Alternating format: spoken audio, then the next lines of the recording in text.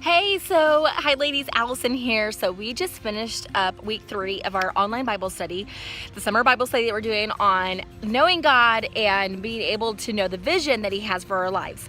And I'm back out here in my backyard with my son's garden that my son and I, my family, that we do.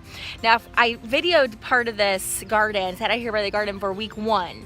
Of the recap video, and the garden was not this big. Like now it is a lot bigger, and there's so many parallels. I love nature because I can really, if you're like me, I can really see God in so many things in nature. And one of the things that I thought of with this garden here is what we've been talking about in our study is cultivating that time with God by daily prayer and personal Bible study. And I thought about this garden and how, oh my goodness, like we cultivate this garden every day. Every day we water it. Every day. The sun comes out at some point in the day, but every day, no matter what, day in, day out, we usually water it twice, once in the morning and once in the evening. And look at its growth. Oh my goodness, like the zucchini is seriously taking over our garden. And we've had to start weeding it and all that stuff because just everything is just really growing.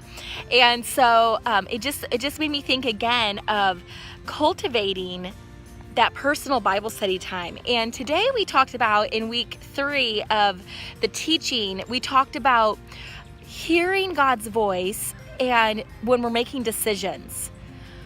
We're making the decisions. And so that personal Bible study time, the times in the quiet, the times in our in private that we spend time with God, those are the times that are cultivating our ability to be able to be aware of God's voice. But one thing I talked about in the study that I wanted to recap here is I talked about saying yes to the small nudges, the small things. And we want to know what God's will is for us. Sometimes we have big decisions. I named a few in the study of things in my personal life that, moving someplace, where should we buy a house? Also who should I marry? We have big decisions as well, job maybe.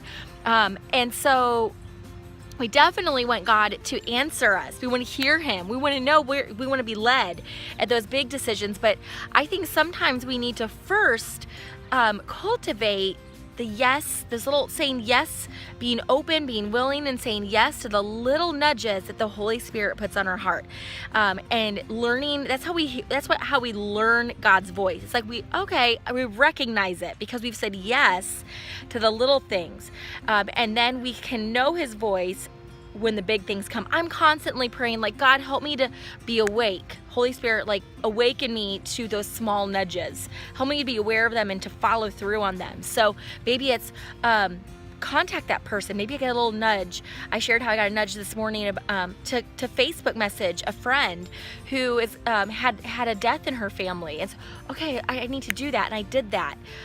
Maybe it's a little nudge that says, be more patient with your son, maybe, or your daughter. Maybe it's a little nudge that says, when your husband comes home from work, be sure that you greet him and make him feel welcome when he comes home. And it's like, say yes to those little nudges, those little things that help us to recognize the Holy Spirit, recognize His voice in our life. And that will help to translate into knowing His voice and hearing Him when He's speaking to us about those bigger decisions. So I just wanted to encourage you with that today. As we are all wanting and seeking to hear God's voice in our life and to continue to cultivate the garden of our life with that personal Bible study time with God. It is so worth it. It is awesome.